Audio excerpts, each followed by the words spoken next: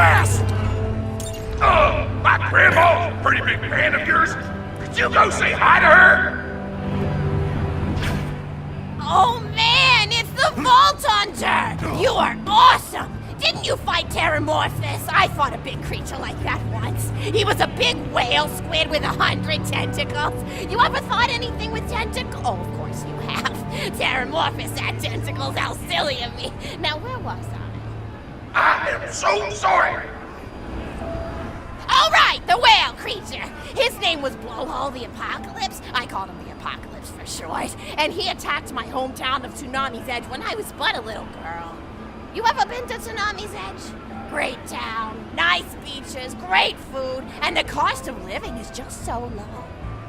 Even being a single grandmother and working part-time at a skag meat processing factory, I was still able to provide for little Mr. Torg. We may not have been able to afford the finer things in life, like food, but we got by. After all, Mr. Torg and I didn't have anything but one another after that horrible gas leak blew up the iridium mine, killing my son and his lovely wife. From that day onward, my little Mr. Torg vowed to conquer explosions themselves in an effort to avenge his fallen parents, and...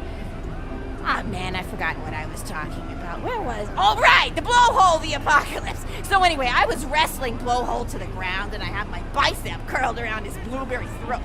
Blueberry? Sorry, I meant to say blubbery. I've got blueberries on the brain, I guess. I grow them in my backyard. Mr. Torg helped me plant them. Thanks again for that, grandson. I love you, Grandma! Anyway, I have my bicep around his blubbery throat, and Mr. Torg starts crying because he really likes whale squids and he doesn't want to see me hurt one. They are the princes of the ocean! So I let the whale go after giving it a punch in the eyeball so he'll remember me, and it swam away into the ocean. And then I had Mr. Torg drive me to the ice cream parlor. He got me Rocky Road, because Rocky Road's my favorite. I'm extremely partial to the way the marshmallows act like little landmines of flavor amidst the battleground of chocolate. What's your favorite flavor of ice cream? Is it pistachio? I bet it's pistachio. Oh, that reminds me! You'll never guess who I saw today! Pistachio the Amazing! He's a magician who studied under Crazy Earl, so he's got that weird mustache, you know, but I saw him make a rack hive disappear. A whole rack hive! I said to Mr. Torg, Mr. Torg, wasn't that amazing? And he said, yes, it was, Grandma. Didn't you say that, High Five? You remember saying that? I remember, Grandma! And we stood in line afterward and got his autograph, and I thought I had it somewhere around here, but it's probably in the attic. I really ought to go up there and clean it out one of these days. I have so many little keepsakes up there. You're paying attention, right? Say, what's my favorite flavor of ice cream? Oh, so you are listening, how wonderful. You're an even better listener than my old pet rack, Beasto. Beasto was such a sweetie. You ever had a pet rack? If you can tame them, they are the sweetest pet you'll ever have. He used to just sit on my shoulder and bite chunks of flesh out of my neck to pass the time. I still remember the way he used to tweet. He went, tweet, tweet. It was so cute. I had a conversation with him once. I said, Mr. Beasto. He liked being called Mr. Beasto. It made him feel like an aristocrat. I said, Mr. Beasto, you're looking very cute today. And he said, oh, thank you, that's so nice. Or he tweeted in a way that made me know that's how he felt. And then he lowered his little head like he was taking a bow. It was adorable. Beasto was my third pet rack. First I had Woody. He got hit by a train. Then I had Anita. She got shot up trying to take vengeance on the train that killed Woody. And then I found Beasto making little poops on the windmill outside our house. After Mr. Torg and I wrestled her to the ground, I did a flying pile driver off a nearby tower tree. Got him straight in the spine and brought him down. We brought him in and fed him some skag steaks until he decided he loved us. I still miss Beasto sometimes. He just died of old age. Racks don't live much longer than a few years, but I treasured the time we had together. Poor Mr. Torg. When Beasto died, he cried for a week. The kids made fun of him at school, but I told him not to pay them any mind. Being in touch with your emotions is not a character flaw! That's right, High Five. Is something wrong?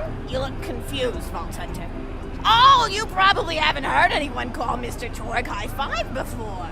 The world may know him as Mr. Torg, but the Flexingtons always refer to him using his middle name. It's a Flexington family tradition, after all, to use your grandfather or grandmother's name as your own middle name.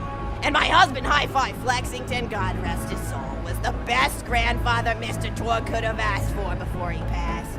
He taught Mr. Torg dang near everything he knew about firearms. Without High Five's teachings, I don't think the Torg Corporation would exist at all. Gosh, I still remember the first gun Mr. Torg tried to make after his parents died. A Jacobs shotgun with a stick of dynamite attached to the barrel. Torg nearly blew his face off, but he got up, dusted his mustache off, and swore that by the time he reached the age of 11, he would make a gun that fired explosions without killing the operator. And by golly, he did!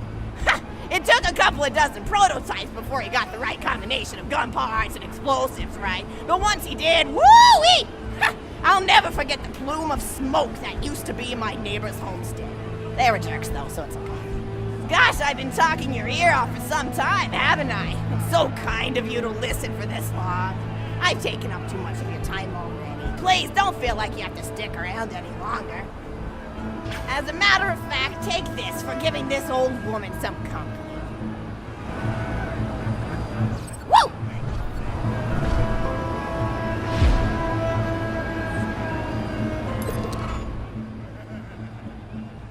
You're even more attractive than Mr. Torg said you were.